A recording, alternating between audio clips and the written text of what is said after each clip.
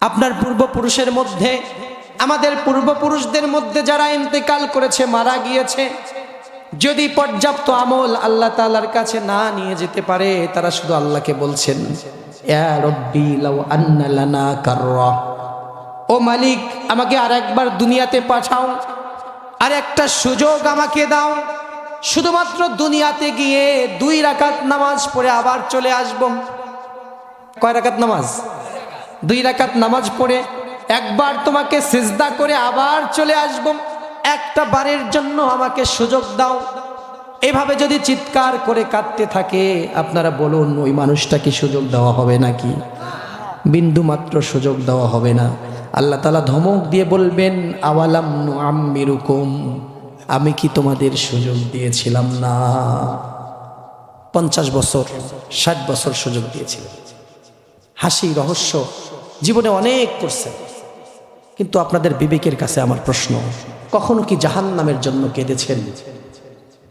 যদি জাহান্নামের জন্য না কাঁদেন, আল্লাহ রাসূল সাল্লাল্লাহু আলাইহি সাল্লাম বলছেন, জাহান্নামের জন্য যেই চোখ কাঁদে, ওই চোখের পানিতে জাহান্নামের আগুনকে নিভায় দেওয়া হয়। সুবহানাল্লাহ।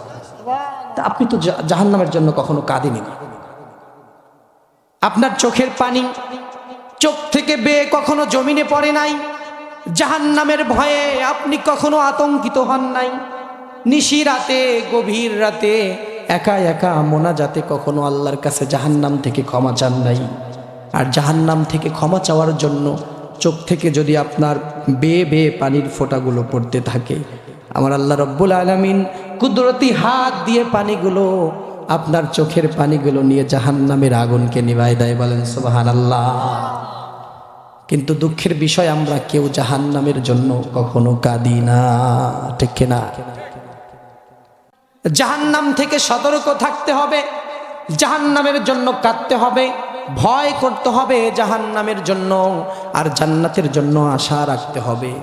যদি জান্নাতের আশা অন্তরের মধ্যে রাখেন আর জাহান্নামের ভয় অন্তরের মধ্যে রাখেন, আপনার অন্তরটাকে আল্লাহ তাআলা জাহান্নামে কখনো জ্বালাবে না। বলেন সুবহানাল্লাহ।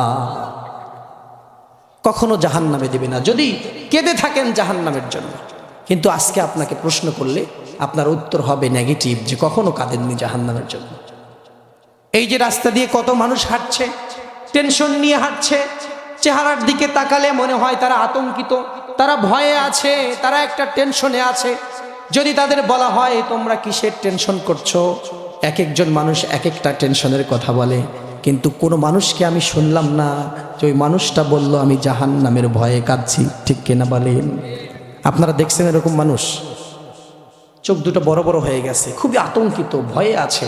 আপনি জিজ্ঞেস করলেন তোমার কি হয়েছে, সে বলল আমি জাহান্নামের ভয়ে এতটা আতঙ্কিত। এমন মানুষ কি কখনো দেখছেন? দেখি নাই, কিন্তু স্বাভাবিক এরকম দেখা উচিত ছিল। কে আমাদেরকে গ্যারান্টি দিল যে আমাদের জাহান্নামে যাওয়া লাগবে না?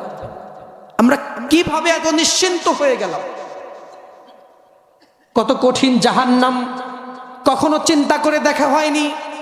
আল্লাহ তাআলা কোরআনুল কারীমের মধ্যে বলেছেন, ওয়ানাদাউ ইয়া মালিক, ওয়ানাদাউ ইয়া মালিক। জাহান্নামের মধ্যে যারা থাকবে তারা জাহান্নামের প্রহরী মালিক দারোগাকে ডাকতে থাকবে। জাহান্নাম যিনি পাহারা দেয় তাকে ডাকতে থাকবে আর বলবে, হে মালিক, লিয়াকজি আলাইনা রব্বুক, তোমার আল্লাহকে বলো আল্লাহ যেন আমাদেরকে মৃত্যু দিয়ে দেয়, এই জাহান্নামের শাস্তি আর সহ্য করতে পারি না। নাউযুবিল্লাহ। দুনিয়াতে কেউ মরতে চায় নাকি? কেউ মরতে চায় না। কিন্তু জাহান্নামে দেওয়ার পরে মানুষ বলবে যে আমরা মরতে চাই, ও মালিক আমাদের মৃত্যু দিয়ে দাও, আমরা জান্নাতের শান্তি চাই না, শুধুমাত্র জাহান্নাম থেকে আমাদেরকে বাঁচাও, আমাদের মৃত্যু দিয়ে দাও, আমরা শেষ হয়ে যেতে চাই, আমরা মিশে যেতে চাই, আমরা জাহান্নামের শাস্তি আর সহ্য করতে পারছি না। এইভাবে 1000 বছর ধরে জাহান্নামের অধিবাসীরা ডাকতে থাকবে, ওয়ানাদাউ ইয়া মালিক, মানে জাহান্নামের ফেরেশতাকে ডাকবে। কয় বছর ডাকবে? কথা বলতে হবে, কয় বছর? 1000 বছর ডাকার পরে জাহান্নামের দারোগা মালিক ঘাটটা ঘুরাবে, ঘুরাই বলবে কি হয়েছে মনে করে, শুধু ঘাটটা একটু ঘুরাবে। কয় বছর পর? সবাইকে উত্তর দিতে হবে, আমি বলছি না, বিরক্ত করব না, 1 ঘন্টা। 1000 বছর পর ঘাটটা ঘুরায় বলবে কি হয়েছে। তখন বলবে লিয়াকতি আলাইনা রব্বুক, আপনি আল্লাহকে বলেন আল্লাহ যেন আমাদের মৃত্যু দিয়ে দেয়, আমরা আর বাঁচতে চাই না। সুম্মা লা ইয়ামুতু ফিহা, সেখানে তারা মরবেও না, ওয়ালা ইয়াহইয়া, এবং তারা বাঁচবেও না, বাঁচার মতো অবস্থা নাই, আবার মৃত্যু সেখানে আসবে না। তারা বারবার আল্লাহর কাছে মৃত্যু চাইবে। জাহান্নামের ফেরেশতা 1000 বছর পর ঘাড়টা ঘুরাইয়া বলবে ইন্নাকুম মাকিসুন, এই যে জাহান্নামের মধ্যে পড়ে আছো এইভাবে পড়ে থাকো, তোমাদের জন্য আর কোনো মৃত্যু আসবে না। বলেন নাউজুবিল্লাহ। মৃত্যু নাই।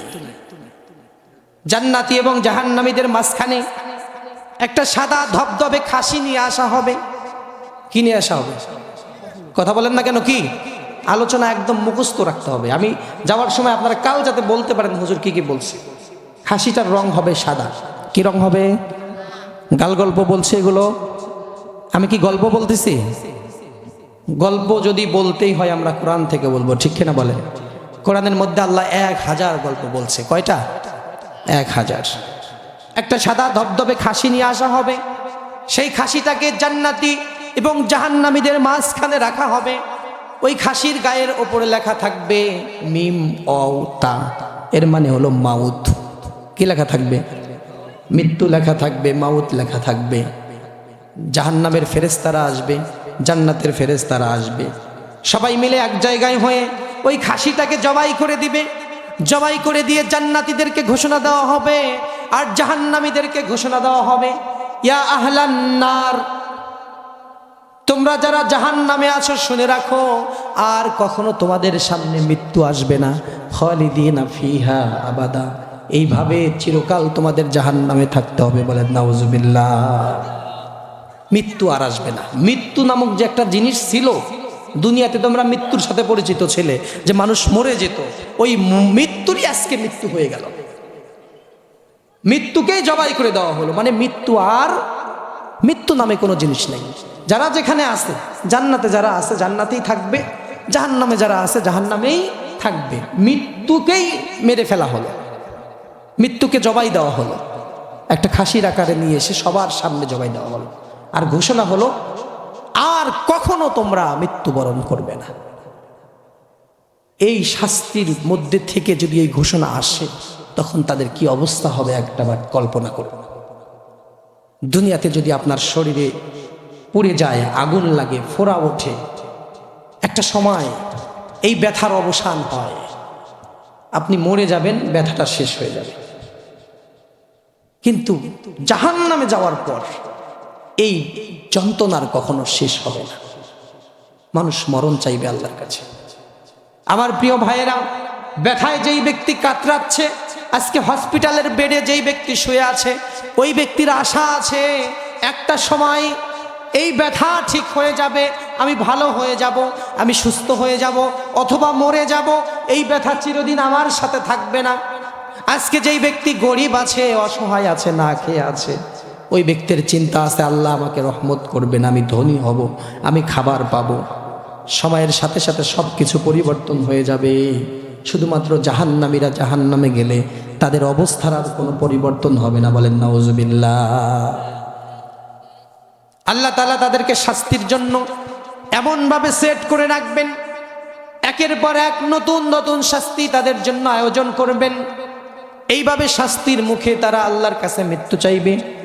সুম্মা লা ইয়ামুতু ফিহা, তারা সেখানে মরবেও না, ওয়ালা ইয়াহইয়া, এবং সেখানে বাঁচবেও না। মরণ এবং জীবনের মাঝখানে তাদের এই ঝুলন্ত অবস্থায় থাকতে হবে হাজার হাজার বছর, কোটি কোটি বছর, যার শুরু আছে কোনো শেষ নাই।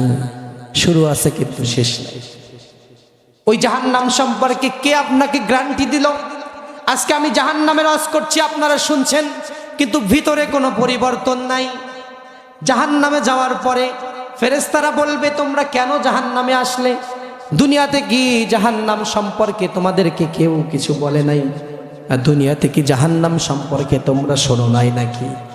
জাহান্নাম সম্পর্কে তোমাদেরকে কেন বলে নাই? তোমরা কেন শোনো নাই জাহান্নাম সম্পর্কে? তখন বলবে হ্যাঁ শুনছি, হুজুররা বলছে, বক্তা স্টেজে উঠছে, উঠে বলছে জাহান্নাম সম্পর্কে আমরা শুধু শুনছি, কিন্তু শোনার পরে আমাদের এক কান দিয়ে শুনছি আর এক কান দিয়ে বের করে দিছি, কিন্তু ওই কথা আমরা কোনো সময় চিন্তা করে দেখি নাই। আজকে শুনছেন শুধু, অনেকেই এই কথা বলবে। ফেরেশতারা জিজ্ঞেস করবে মা সালাকাকুম ফি সাকর, কেন জাহান্নামে আসলি, কেন তোরা জাহান্নামে আসলি? দুনিয়ায় কি তোদের কাছে কোনো সতর্কবার্তা পৌঁছায় নাই? এই জাহান্নামের ভয়াবহতা সম্পর্কে কি তোরা জানিস না? তখন তারা বলবে ক্বালু লাম নাকু মিনাল মুসাল্লিনা ওয়া লাম নাকু নুতঈমুল মিসকিন। আল্লাহু আকবার বলেন। তারা বলবে আমরা নামাজ আদায় করি নাই, এতিমদের মিসকিনদের খেতে দেয় নাই। এর পাশাপাশি সূরাতুল মুলকের মধ্যে আল্লাহ তাআলা বলেছেন আকালু লাউ কুন্না নাসমাউ আও নাকিলু মা কুন্না ফি আসহাবিস সাঈর। তারা বলবে হায় হায়, যদি হুজুরদের কথা শুনতাম, নবীর যুগে যারা ছিল বলতো নবী সাল্লাল্লাহু আলাইহি সাল্লামদের কথা যদি শুনতাম, সাহাবাদের কথা যদি শুনতাম, আলেমদের কথা যদি শুনতাম, তাহলে আজকে আমাদের এই অবস্থা হতো না। আকালু লাউ কুন্না নাসমাউ, আহারে যদি তাদের কথাগুলো শুনতাম, আও না আকিলু, এরপরে যদি মানতাম। আগে কি বলবে? যদি শুনতাম এবং মানতাম। প্রথমটা হলো যদি মনোযোগ দিয়ে শুনতাম। এর মানে জাহান্নামের কথা আলোচনা হলে অনেকে আছে মনোযোগ দিয়ে শুনবেই না, অনেকে শুনবেই না। হাসি তামাশা ভালো লাগে, জাহান্নামের ভয় আসলে তখনই হুজুর কেন মিছামিছি ভয় দেখায়, জাহান্নাম তো অনেক দূরে, অনেক দূরে। কিন্তু জাহান্নাম যে আমাদের কত কাছে আমরা কেউ জানি না। আমরা প্রত্যেকটা দিন একটা করে দিন পার করছি, আমাদের জীবনের দেওয়াল থেকে একটা করে ইট খসে খসে পড়তেছে। কখন শেষ হয়ে যাব? একটা দিনের পর একটা সপ্তাহ, একটা মাস, একটা বছর, একটা যুগ, এভাবে শেষ হয়ে যাচ্ছে। কিন্তু আমরা নিজেদেরকে পরিবর্তন করতে পারছি না ভাইয়া। আর কবে পরিবর্তন করব? এখন যদি আপনার কাছে আজরাইল আসে, আজকে যদি আসে, আপনি কত কিছু পরিকল্পনা করছেন যেগুলো বাস্তবায়ন করা হয় নাই, আপনার আফসোস করতে হবে। আহারে আজরাইল চলে আসলো, আমি দাড়ি রাখতে চেয়েছিলাম, দাড়িটাই তো রাখতে পারলাম না। আমি নামাজি হতে চেয়েছিলাম, আজরাইল চলে আসলো, আমি নামাজটাই ধরতে পারলাম না। আমি অন্যায় ছাড়তে চেয়েছিলাম, আমি গুনাহ ছাড়তে চেয়েছিলাম, আমি আমলওয়ালা হতে চেয়েছিলাম, আমি হজ করতে চেয়েছিলাম, আমি ভালো কাজ করার অভ্যাস করতে চাইছিলাম, আমি যাকাত দেওয়ার অভ্যাস করতে চাইছিলাম, নিজের দাড়িটাকে রেখে দিতে চাইছিলাম। কিন্তু আজরাইল চলে আসলো, আমার এই কাজগুলোই করা হলো না। এই বলে আফসোস করবে, কিন্তু আফসোস করে আর কোনো লাভ হবে না। একবার যদি আজরাইল চলে আসে, আর দ্বিতীয় কোনো সুযোগ আছে? কেন ভয় করি না আমরা? কেন মৃত্যুর ভয়, জাহান্নামের ভয় আমাদেরকে আতঙ্কিত করে না? আপনি কখনো যেই জাহান্নামের ভয় কাঁদলেনই না, সেই জাহান্নাম থেকে আল্লাহ আপনাকে কেন বাঁচাবে? একটা লজিক্যাল একটা উত্তর আপনি দেন। আপনি আল্লাহর কাছে কোন মুখে জাহান্নাম থেকে আপনি পানাহ চাইবেন? কখনো তো কাঁদেনই জাহান্নামের ভয়ে, আপনার কখনো চোখ দিয়ে এক ফোঁটা পানিই পড়েনি জাহান্নামের ভয়ে। আপনাকে কেন সেই জাহান্নাম থেকে আল্লাহ বাঁচাবে? আপনি তার ভয়ে কখনো কাঁদলেন না। সাহাবাদের মধ্য থেকে জাহান্নামের ভয়ে হার্ট অ্যাটাক করেছে, মারা গিয়েছে। আল্লাহ রাসূল সাল্লাল্লাহু আলাইহি ওয়াসাল্লাম জাহান্নামের আয়াত তেলাওয়াত করে শোনাচ্ছে, সাহাবীরা শুনতেছে। শুনতে শুনতে একজন যুবক সাহাবী অজ্ঞান হয়ে পড়ে গেলেন, তাকে ধরে বাড়িতে নিয়ে যাওয়া হলো। আস্তে আস্তে সেই আনসার যুবক সাহাবী অসুস্থ হয়ে যেতে লাগলো। এত অসুস্থ হয়ে গেল, জামাতে গিয়ে নামাজ আদায় করতে পারে না। অনেক দিন যাওয়ার পরে আস্তে আস্তে তার অসুস্থতা বেড়ে গেল। একটা সময় রাসূল সাল্লাল্লাহু আলাইহি সাল্লাম তাকে দেখার জন্য তার বাড়িতে গেলেন। বাড়িতে গিয়ে রাসূল সাল্লাল্লাহু আলাইহি সাল্লাম তাকে বুকে জড়াই নিলেন। রাসূল সাল্লাল্লাহু আলাইহি সাল্লামের বুকের মধ্যে গিয়ে আস্তে আস্তে সে নিস্তেজ হয়ে গেল।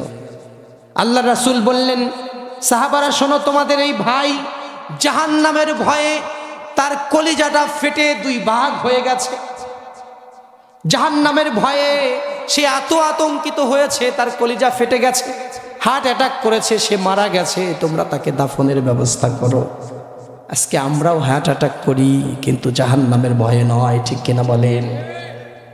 আমরা হার্ট অ্যাটাক করি শেয়ার বাজারে লস হলে, আমরা হার্ট অ্যাটাক করি টাকা হারালে, আমরা সন্তানের জন্য, স্ত্রীর জন্য হার্ট অ্যাটাক করি, কিন্তু জাহান্নামের ভয়ে কেউ হার্ট অ্যাটাক করে না। আর হার্ট অ্যাটাকের রোগীর সংখ্যা আগের চাইতে বেড়ে গেছে, কিন্তু জাহান্নামের ভয়ে কেউ করে না। এটা যদি আমি বলি, এটা একটা অবাস্তবের মতো মনে হচ্ছে যে জাহান্নামের ভয়ে আবার হার্ট অ্যাটাক করবে নাকি, কিন্তু এটা কতটা বাস্তব। ওই জাহান্নাম কখনো যদি দেখতেন, যদি জাহান্নাম সম্পর্কে কোরআনের আয়াতগুলো পড়তেন, তাহলেই বুঝতেন যে আসলে জাহান্নাম কত কঠিন, যেটা মানুষের পক্ষে সহ্য করা সম্ভব। সেখানে খাবার পানি কিচ্ছু থাকবে না। তারা পিপাসায় কাতর হয়ে উপরের দিকে তাকাবে, দেখবে একটা মেঘ, আকাশে মেঘ জমছে, অল্প সময়ের মধ্যে বৃষ্টি হবে। তারা মনে মনে আশা নেবে যে সেখান থেকে আমরা পানি খাবো, অল্প সময়ের মধ্যে বৃষ্টি পড়বে। এমন গরম পানি আকাশ থেকে পড়বে, ফুটান্ত পানি। সেই পানিটা জাহান্নামীরা খাওয়ার সাথে সাথে তাদের পেটের মধ্যকার নাড়ি ভুঁড়ি পিছনের দরজা দিয়ে পড়ে যাবে। এরপরে তারা আবার একটু ঠান্ডা জায়গায় খুঁজবে। তাদের ক্ষুধার যন্ত্রণায় তারা যা পাবে সামনে তাই খেতে থাকবে। তাদের সামনে থাকবে পোজ, রক্ত, পোড়া তেল এবং জাক্কুম নামে একটা ফল থাকবে। জাহান্নামের অতল গহ্বর থেকে একটা গাছ হয়, ওই গাছের মধ্যে একটা ফল হয়, তার নাম হলো জাক্কুম। কি নাম? সবাই বলেন কি নাম? জাক্কুম। এই ফল খাওয়ার সাথে সাথে এই ফলের গন্ধটা কেমন হবে? আল্লাহ রাসূল সাল্লাল্লাহু আলাইহি সাল্লাম বলেছেন, যদি এই ফলের একটা অংশ দুনিয়াতে পড়ে যেত, তাহলে কোনো মানুষের জান কবজ করা লাগতো না। লা আফসাদাত মাইশা, এর গন্ধে সবাই মরে যেত। নাউজুবিল্লাহ। জাহান্নামীদের খাবার, নাউজুবিল্লাহ বলেন সবাই। এরপরে তারা খাবে, সেইটাই খাবে, ওইটাই খাবে, এত ক্ষুধা তাদের পেয়ে বসবে।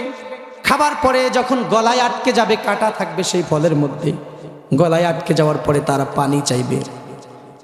লা ইয়াযুকুনা ফিহা বারদাও ওয়ালা শারাবা ইল্লা হামিমাও ওয়া গাসসাকা। তারা যখন পানি চাইবে আল্লাহর কাছে, আল্লাহ পানি দাও, গলায় আটকে গেছে, এমন ফুটান্ত পানি তাদের সামনে নিয়ে আসা হবে। ওই পানির পেয়ালা মুখে দেওয়ার সাথে সাথে ওই পানির পেয়ালার মধ্যে মুখের গোস্তগুলো খসে খসে পড়বে। বলেন নাউজুবিল্লাহ। এত প্রচন্ড গরম পানি তাদেরকে নিয়ে এসে দেওয়া হবে। সেই পানি পান করার সাথে সাথে তাদের চেহারার সব গোস্তগুলো এই পেয়ালার মধ্যে পড়ে যাবে। এত কঠিন শাস্তির পর আবার তারা ক্ষুধা লাগবে, খাইতে চাইবে। তখন অন্য অন্য খাবারের ব্যবস্থা আছে। গসাক, গসাক মানে বমি। বমি চেনেন? খাবার হজম না হলে পেট থেকে যে বের হয়ে যায়, ওইটা তাদের খাবার। আর মহল, মহল হলো পোড়া তেল। চারটা খাবার থাকবে: পোড়া তেল, বমি, আর হলো ফোড়া হলে মানুষের শরীর থেকে কি বের হয়? পোজ। হ্যাঁ, এইটা হলো জাহান্নামীদের খাবার। আল্লাহ তাআলা জাহান্নাম থেকে যেন আমাদেরকে বাঁচায়, আমরা বলি আমিন। আমি আপনাদেরকে সতর্ক করি, আমি নিজেও সতর্ক হতে চাই যে ওই জাহান্নাম সম্পর্কে মাঝে মাঝে আমাদের একটু চিন্তা করতে হবে। ভাই, কি এমন নিশ্চিন্ত হয়ে আমরা সারাদিন ঘুরে বেড়াই যে একবারও আমাদের জাহান্নামের কথা মনে পড়ে না? আমার প্রিয় ভাইয়েরা, জাহান্নামের কথা যদি স্মরণ করেন, জীবনটা স্বচ্ছ হবে, সুন্দর হবে, পরিপাটি হবে, গুনাহ করার স্বাদ জাগবে না। যখনই গুনার কথা মনে হবে, গুনাহ করতে মন চাইবে, জেনা করতে মন চাইবে, তখনই একবার জাহান্নামের কথা স্মরণ করবেন, দেখবেন আর জেনা করতে মন চাইবে না। যদি চুরি করতে মনে চায়, জাহান্নামের কথা স্মরণ করবেন। যদি সুদ খেতে মনে চায়, ঘুষ খেতে মনে চায়, তাহলে জাহান্নামের কথা একবার স্মরণ করবেন, দেখবেন আর সুদ ঘুষ খেতে মন চাইবে না। কিন্তু আপনার এই জীবনে আপনি কখনো জাহান্নামের কথা স্মরণই করতে চান না। শয়তান আপনাকে আর আমাকে এই জাহান্নাম থেকে ভুলায় রাখে, দূরে রাখে। মনে করে ওটা অনেক দূরে। আসলে কত দূরে এটা কিন্তু আমরা কেউ জানি না। হয়তো এই মাহফিলের প্যান্ডেলের বাহিরে আমাদের জন্য আজরাইল দাঁড়ায় থাকতে পারে। আর আমরা যদি মরে যাই, আমাদের নয়তো জান্নাত আর নয়তো জাহান্নাম, যে কোনো এক জায়গায় যাওয়া যায়। এর দুইটার মাঝখানে আর কোনো জায়গা আছে? কোনো অপশন আছে? আর মাঝখানে একটা জায়গা আছে, সেই জায়গার নাম হলো আরাফ, উঁচু জায়গা, কিন্তু সেটা কারোর বসবাসের জন্য নয়। জান্নাত এবং জাহান্নামের মাঝখানে যে জায়গা, সেই জায়গার নাম কি? আরাফ। আরাফ নামে কোরআন একটা সূরা আছে না নাই? আছে কোরআনুল কারীমের 7 নম্বর সূরা, সম্ভবত সূরা আরাফ, এখানে এই সম্পর্কে বলা আছে। তো যাই হোক, মানুষের গন্তব্য ডেস্টিনেশন হলো দুইটা, একটা হলো জান্নাত, একটা হলো জাহান্নাম। তো আমরা কোন দিকে যাচ্ছি আমরা কেউ জানি না। আমি কিন্তু আপনাদেরকে বলছি অল্প সময় আলোচনা করব। একজন দুইজন উঠে গেছেন, আমি কিছু বলি নাই। উঠে গেলে আলোচনার আমার ফোকাস নষ্ট হয়ে যায়। এমনিতে একটানা 4টা প্রোগ্রাম চলতেছে আজকে, জুমার নামাজ সহ। তো যাই হোক, আপনারা একটু কষ্ট করে 1 ঘন্টা আধা ঘন্টা হয়েই গেছে। এতক্ষণ যা বললাম কোরআনের বাইরে গেছি আমি? বানিয়ে বলছি কোনো কথা? বলছি বানিয়ে কোনো কথা বলি নাই, কোরআন থেকে বলছি। আরো আধা ঘন্টা আপনারা কষ্ট করে থাকবেন ইনশাআল্লাহ, বলি সবাই। তাহলে এই জাহান্নাম সম্পর্কে ভয় করার দরকার আছে না নাই? জাহান্নামের ভয় যেই কলিজায় নাই, ওই কলিজা জাহান্নামের আগুনে ঝলে পুড়ে ভস্ম হয়ে যাবে। তাকে জাহান্নামেই যেতে হবে, জাহান্নামের ভয় অবশ্যই থাকা লাগবে। হযরত ওমরের কথা স্মরণ করুন, তিনি কিন্তু জান্নাতের সার্টিফিকেট পাওয়া লোক। আল্লাহ তাকে বলেছেন তোমাকে জান্নাত দেওয়া হবে, জাহান্নাম থেকে তোমাকে বাঁচাই দেওয়া হবে। তারপরেও জাহান্নামের একটা আয়াত শুনে তার কি অবস্থা হয়েছে। সে একদিন রাস্তা দিয়ে হেঁটে যাচ্ছে, আর পাশ থেকে জাহান্নামের একটা আয়াত তার কানে ভেসে উঠল। একজন মানুষ তেলাওয়াত করছে, ইন্না আযাবা রাব্বিকা লাওয়াকিয়া মা লাহু মিন দাফিয়া ইয়াউমা তামুরুস সামাউ মাওরা ওয়া তাসিরুল জিবালু সাইরা।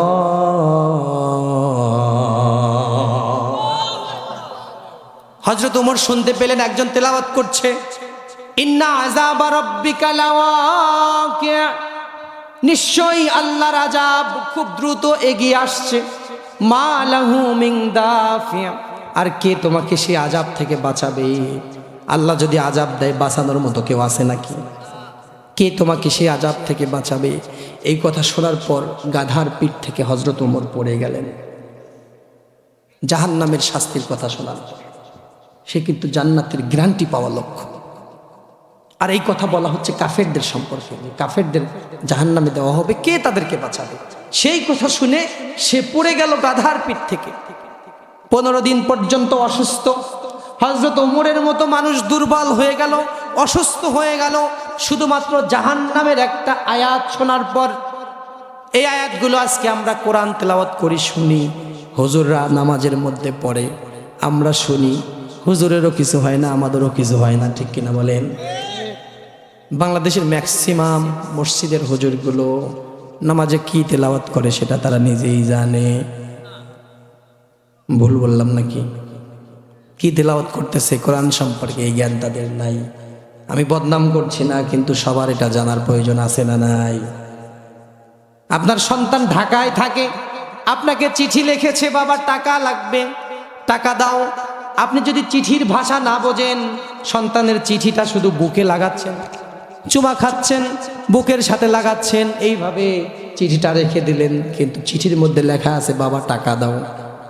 যদি মোবাইলের যুগ না হয়, বাচ্চার সাথে কথা হবে না, ওই চিঠি নিয়ে আপনি চুমা খাবেন আর বুকে লাগাবেন, ওইদিকে সন্তান না খেয়ে শেষ, তার কাছে টাকা নাই। আপনি কিন্তু সন্তানকে ঠিকই ভালোবাসেন, কিন্তু তার ভাষাটা আপনি বোঝেন নাই। আমরা ঠিকই মনে করি আল্লাহকে মানি, আল্লাহর ভাষাটা আমরা বুঝি না। আল্লাহর সাথে কি টেলিফোনে কথা হয় নাকি আপনাদের? যদি না হয়, তাহলে আল্লাহ একটা চিঠি আপনাকে দিয়েছেন, নাম কি? এটার ভাষা যদি আপনি না বোঝেন, তাহলে তো ওই ছেলের মতো হয়ে গেল। ছেলের বাবা চিঠি পাইছে, কিন্তু চিঠি শুধু চুমো খায়, চিঠিতে কি লেখা আছে সেইটা জানে না, বোঝেই না। তো নামাজের মধ্যে তেলাওয়াত করছেন, আমি অনেক শুনলাম, তারা বলছে ইন্না আযাবা রাব্বিকা লাওয়াকিয়া মা লাহু মিন দাফিয়া, নিশ্চয়ই আল্লাহর আযাব অতি দ্রুত তোমাদের সামনে আগায় আসতেছে। কে আছে তোমাকে সেই আযাব থেকে বাঁচায় রাখতে পারে? অবশ্যই তুমি আল্লাহর কাছে আত্মসমর্পণ করো, আল্লাহর কাছে পানাহ চাও, ওই আযাব থেকে মুক্তি চাও। তুমি ক্ষমা চাইলে তোমাকে যিনি ক্ষমা করে দিবেন তিনি কে? وَإِذَا سَأَلَكَ عِبَادِي عَنِّي فإني قريب। আল্লাহ বললেন, বান্দা যখন তোমার একটু মনের মধ্যে ভয় চলে আসে, আমাকে ডাকতে ইচ্ছা করে, একটা বার আমাকে ডাকো, আমি তোমার জীবনের গুনাহ মাফ করে দেবো। বলেন সুবহানাল্লাহ। উজিবু দাওয়াতাদ দাই ইযা দাআন ফালইস্তাজিবু লি ওয়াল ইউমিনু বি লাআল্লাহুম ইয়ারশুদুন। আল্লাহ তাআলা বললেন, যখন তোমার মনে পড়ে তাহাজ্জুদের যায় নামাজে নয়, সিয়াম অবস্থায় নয়, নামাজ অবস্থায় নয়, রোজা অবস্থায় নয়, যখন তোমার মনে পড়ে আল্লাহর কাছে যদি ফিরে আসতে চাও, শুধু একবার মন থেকে আল্লাহকে ডাক দিবে, তোমার জীবনের গুনাহ যিনি মাফ করে দিবেন তিনি কে? যখন মনে পড়ে। এই যে আমার কথা শুনতেছেন, শুনতে শুনতে যদি আপনাদের কারো অন্তরটা নরম হয়, আর যদি মনে মনে একটু চিন্তা করেন, আমাকে বলতে হবে না, আপনার পাশে যে আছে তাকেও বলতে হবে না, আপনি শুধু আপনার অন্তর দিয়ে একটু চিন্তা করতেছেন যে আসলেও তো আমি অনেক অন্যায় করি, আমার ভালো হওয়া প্রয়োজন, এই মনে মনে আপনি যে চিন্তা করতেছেন, আল্লাহ তাআলা কোরআনের মধ্যে বললেন, সূরা ইয়াসিনের মধ্যে দেখেন, ইন্নামা তুনযিরু মান ইত্তাবা'আয যিকরা ওয়া খাশিয়ার রাহমানা বিল গায়ব ফাবাশশিরহু বিমাগফিরাতিন ওয়া আজরিন কারীম। আল্লাহ তাআলা বললেন, আমার বান্দা আমার কথা শোনার পর যদি মনে মনে অনুতপ্ত হয়, হে নবী আপনার কথা সবাই শুনবে, আপনি আমার সম্পর্কে যে কথা তাদের বলবেন সবাই শুনবে, এদের মধ্যে কেউ যদি মনে মনে অনুতপ্ত হয়, ওর জন্য সুখবর হলো আমি আল্লাহ তাআলা ওর সব গুনাহ মাফ করে দেবো। বলেন সুবহানাল্লাহ।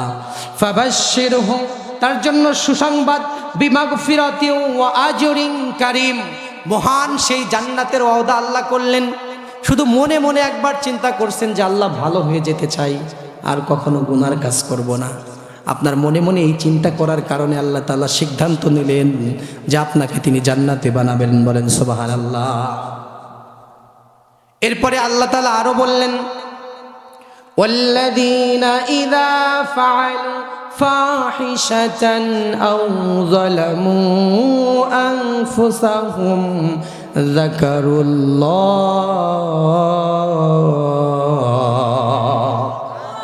আল্লাহ তাআলা বললেন, তারা যদি অন্যায় করে, কোনো পাপ করে, সেই পাপ থেকে ফিরে আসার জন্য আল্লাহ তাআলার কাছে শুধু একবার যদি মন থেকে বলে আল্লাহ মাফ করে দাও, আল্লাহ তাআলা অন্য আরেক জায়গায় বললেন, ওয়ায়ুবাদদিলাল্লাহু সাইয়্যাতিহিম হাসানাত।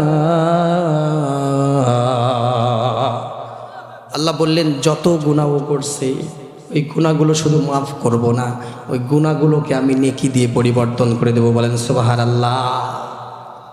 জীবনে তো অনেক গুনাহ, শুধু গুনাহই করছি, যদি মাফ চাই আল্লাহর কাছে, আল্লাহ এখন জান্নাতে তো দিতে হবে, ওই গুনাহগুলোকে আল্লাহ তাআলা নেকি দিয়ে পরিবর্তন করে দেবে। বলেন সুবহানাল্লাহ। এই জন্য জাহান্নামের ভয় কলিজার মধ্যে নিয়ে আসুন, নিজের অন্তরটাকে একটু জাহান্নামের ভয় দেখান। এত নিশ্চিন্ত তুমি কিভাবে হলে? তুমি কি নিশ্চিত যে তোমাকে মরলে জান্নাতেই তুমি যাবে? একদম আখিরি মোনাজাত না করে কেউ যাবেন না। আর মাত্র 15 থেকে 20 মিনিট সময় আজ করব। আমি আপনাদেরকে বলছি, কোনো আপনাদের মধ্যে বিরক্তি নিয়ে আসবো না। আমাদের পূর্বপুরুষরা অনেকেই কবরে চলে গেছে, নিজের জীবনে এত গুনাহ আমরা করছি। আজকে আল্লাহর কাছে এই তাফসিরুল মাহফিল থেকে আমরা 2 চোখের পানি ফেলে 2 ফোঁটা পানি ফেলার চেষ্টা করব। 2 ফোঁটা পানি ফেলে আল্লাহর কাছে জাহান্নাম থেকে আজকে আমরা মাফ চাইব। আপনার চোখের 1 ফোঁটা পানি, তার কত পাওয়ার! আপনার চোখের 1 ফোঁটা পানি জাহান্নামের আগুনকে নিভাই দিতে পারে। সুবহানাল্লাহ বলেন, আল্লাহু আকবার। এই পানির কি পাওয়ার কম? আপনার চোখের পানি, 1 ফোঁটা পানি জাহান্নামের আগুনকে পর্যন্ত নিভাই দিতে পারে। আপনি কেন সেই চোখের পানি ফেলবেন না? এই চোখের পানি তো পড়ে যায় প্রিয়জনদের জন্য, টাকার জন্য, শেয়ার বাজারে লস হলে, জমি হারালে, কেউ মারা গেলে, একজন আত্মীয় স্বজন মারা গেছে, আপনার চোখের পানি ঝরঝর করে পড়ছে। তার জন্য আপনার যে ফিলিংস কাজ করছে, জাহান্নামের ভয়ের সময় ওই ফিলিংস আপনার মধ্যে কাজ করে না। যদি কোনো মৃত ব্যক্তিকে দেখতে গিয়ে মানুষ যদি ওই মৃত ব্যক্তির অবস্থা সম্পর্কে জানতো, তাহলে ওর জন্য কান্না না করে নিজের জন্য কান্না শুরু করে দিত, যে আমাকেও মরতে হবে। তার যে কি অবস্থা হচ্ছে এটা যদি আমরা দেখতে পাইতাম। একজন মানুষ মারা গেল, তার অবস্থা যদি সে যদি জাহান্নামী হয়, তার অবস্থা কি হচ্ছে, তার সাথে কি ঘটতেছে, এটা যদি আমরা দেখতাম, তাহলে আমরা তার জন্য কোনো টেনশন করতাম না, কোনো কান্নাকাটি করতাম না, আমরা নিজেদের জন্য কান্নাকাটি শুরু করে দিতাম। আমার প্রিয় ভাইয়েরাও, এই জন্য জাহান্নামের ভয় আপনার কলিজার মধ্যে নিয়ে আসতে হবে। আমি আপনাদেরকে ওয়াদা করেছিলাম জাহান্নামী মানুষের চরিত্রের মধ্যে যে লক্ষণগুলো থাকবে অল্প সময়ের মধ্যে কয়েকটা বলে দেব।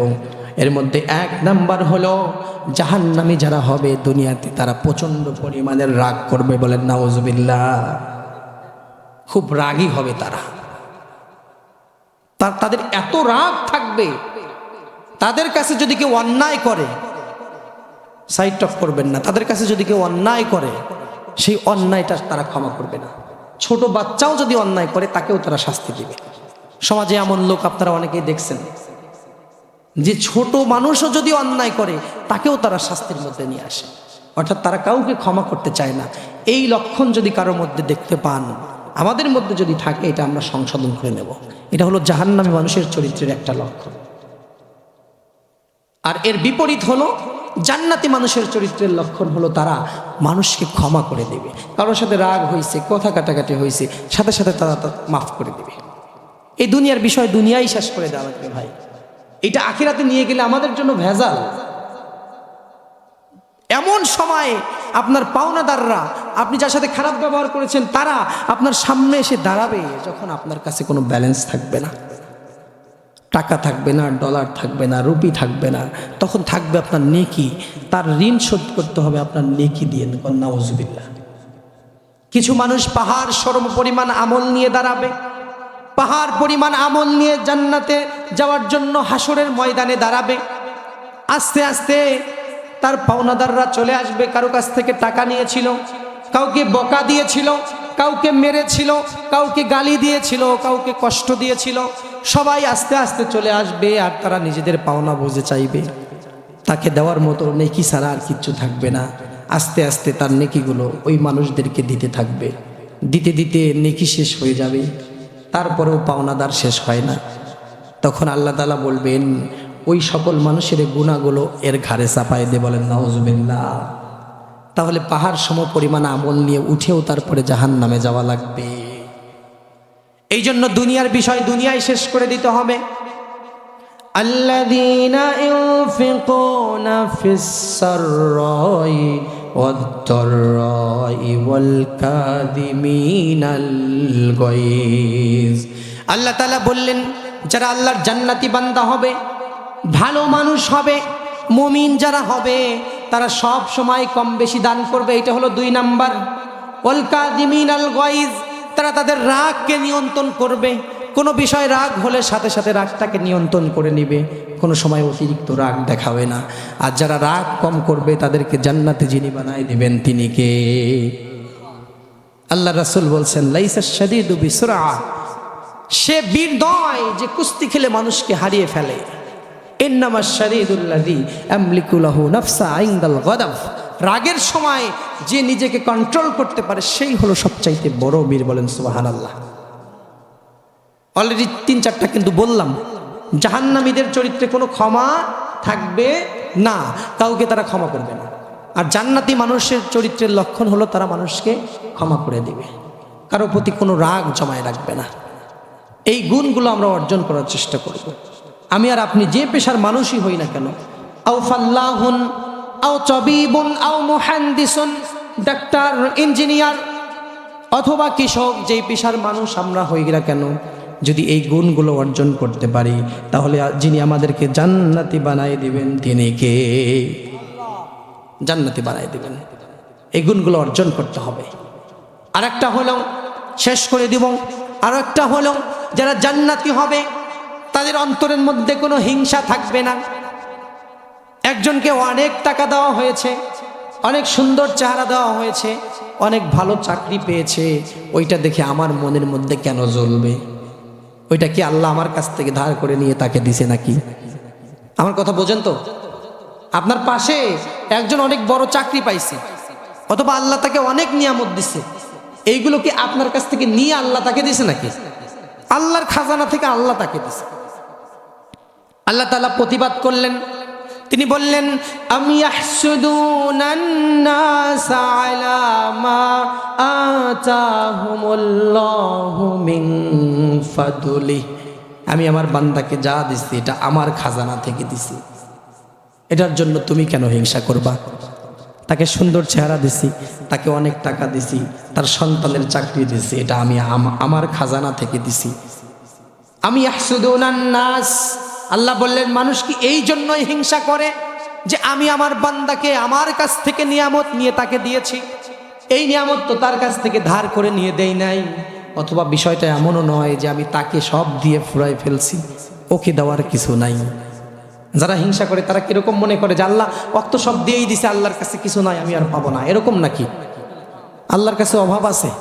আল্লাহ সেইটাই বললেন তোমার লাগলে তুমিও চাও, ওর আছে, ওর চাকরিটা থাক, আমার ছেলেকেও একটা চাকরি দাও, অমুকের সন্তানের ভালো চাকরি হয়েছে, ওই চাকরিটা থাক, সে উন্নতি করুক, পাশাপাশি আল্লাহ তুমি আমার সন্তানকেও একটা চাকরি দাও, এইভাবে দোয়া করতে হবে। কিন্তু আমাদের মনে হয় ওর ছেলের চাকরি চলে যাক, আমারটা যেন হয়, ঠিক কিনা বলেন?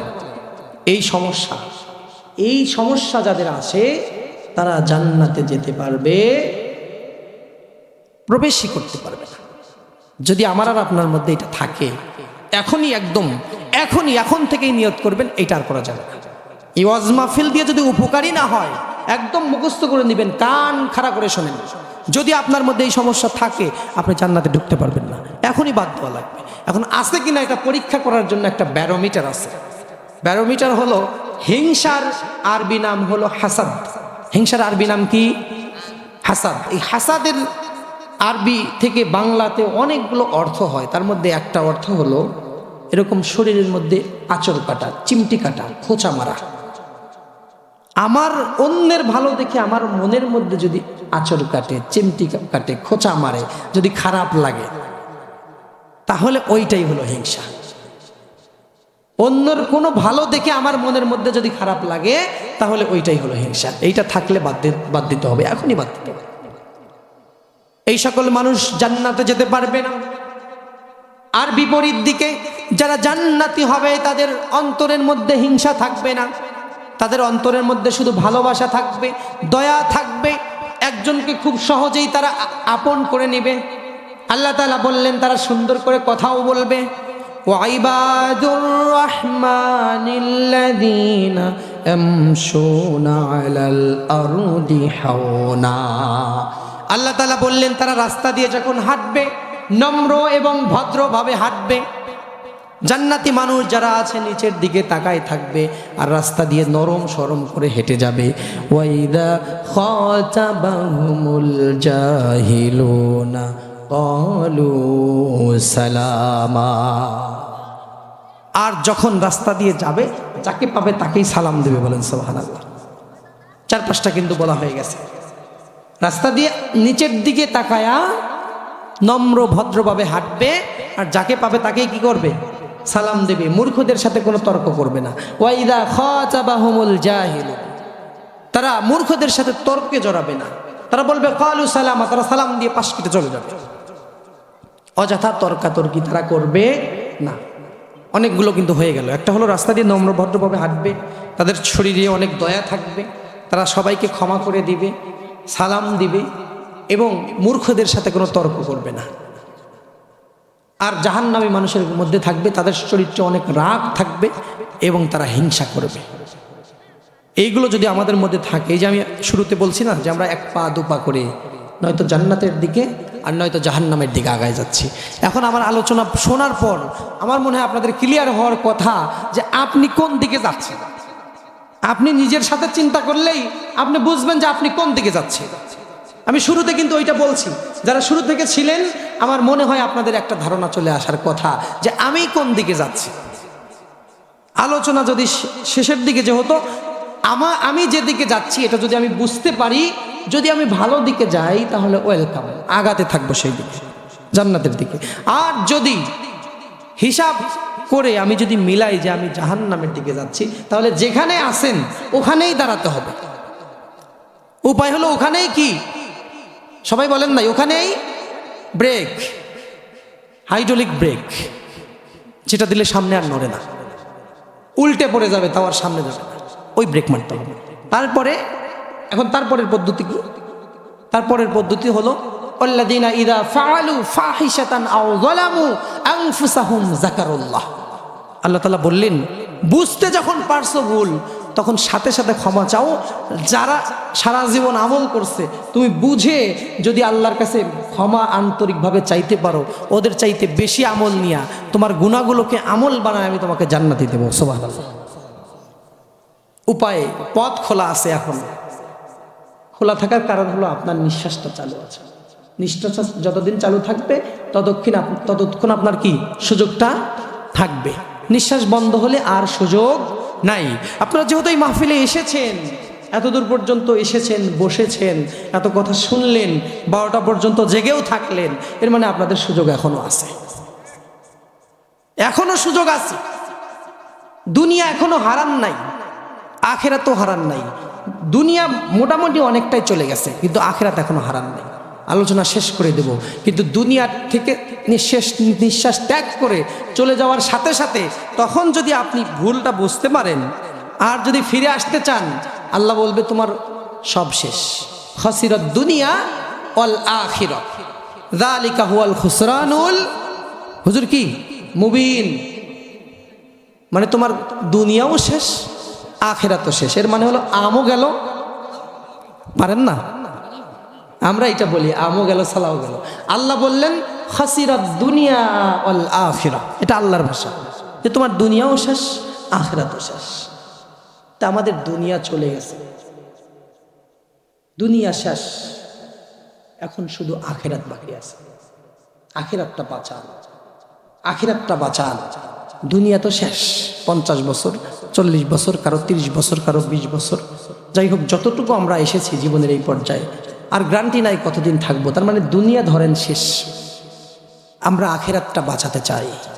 আল্লাহর কাছে বলবো, আজকে আমরা ক্ষমা চাইবো, তাওবা করে আল্লাহর কাছে অনুতপ্ত হয়ে নিজের চোখের পানি ফেলে আমরা আল্লাহর কাছে আজকে ক্ষমা চাইবো। আল্লাহ যেন আমাদেরকে জান্নাতি হিসাবে কবুল আর মঞ্জুর করে। আমরা সবাই বলে আমিন। এখন আমি আপনাদেরকে দোয়ার আগে, একজন মানুষও যদি এদিক সেদিক নড়াচড়া করেন তাহলে আমি কষ্ট পাবো। আমি আন্তরিকভাবে সবাইকে বলছি, সবার সাথে দোয়া করব। আপনার জীবনে অনেক দোয়া করছেন, চোখের পানি ফেলে যদি একটাবার অনুতপ্ত হয়ে আসলে আল্লাহর কাছে কাঁদতে পারেন, এটা আপনার জীবনের পরম পাওয়া। কে জানে কোন দোয়া আল্লাহ কবুল করবেন আর কখন আমাদের ক্ষমার ঘোষণা আসমানে হয়ে যাবে, আমরা দুনিয়াতে বুঝতেই পারবো না। এখন আমি আপনাদেরকে সংক্ষেপে একটা কথা বলবো। আমি জানি আমাদের দ্বিতীয় বক্তা যিনি ছিলেন উনি কালেকশন করেছে, আপনারা অনেক দিছেন। আমি শুধু বলবো, কেউ উঠবেন না, উঠে গেলে আমি খুবই কষ্ট পাবো।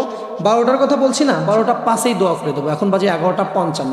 এই 9 মিনিট সময় আপনাদের কাছ থেকে আমি চেয়ে নিলাম। যারা দেননি মাহফিলে তাদের কাছ থেকে আমি আবদার করব। তার আগে একটা ছোট্ট কথা শোনাই। হাজী সাহেব, আপনাদের এই এলাকায় এখন কত করে জায়গা? 1 শতক জায়গার দাম কত? 50। সবাই বুঝবেন কিন্তু আজ থেকে 10 বছর পর কি এই 50 থাকবে? 50 থাকবে না। 10 বছর পরে 1 লাখ অনেকে বলছে, অথবা 2 লাখ। তাহলে আজ থেকে 10 বছর পর আপনার 50,000 টাকা যদি 1 লাখ হয়, আজকে মসজিদে আপনি 50 টাকা দিলেন, লক্ষ কোটি বছর পর কিয়ামত অনুষ্ঠিত হবে, ওই 50 টাকা কি 50 টাকাই থাকবে নাকি? আপনাদের কি মনে হয় তাই থাকবে? আপনার দুনিয়াতে আপনার টাকার দাম বেড়ে গেল, আল্লাহ কি এইটা বাড়াবে না? আপনাদের তাই মনে হয়? আল্লাহ এটা বাড়াবে, অনেক গুণে বাড়াবে। কিছু মানুষ কিয়ামতের ময়দানে ওঠার পর তাদের আমলের দিকে তাকায়া তারা বলবে যে এত আমল আমি কবে করলাম। অনেক মানুষ এরকম থাকবে, এটা হলো পজিটিভ দিক। এত আমল কবে করলাম? আল্লাহর ফেরেশতাদেরকে ডাক দিবে, বলবে আল্লাহর ফেরেশতারা দেখো, এত আমলের যে উঁচু পাহাড় দেখা যায়, এইটা নাকি আমার নামে লেখা আছে। আমি এত আমল কবে করলাম, এইটা কি আসলে আমার নাকি? তুমি দেখো তো।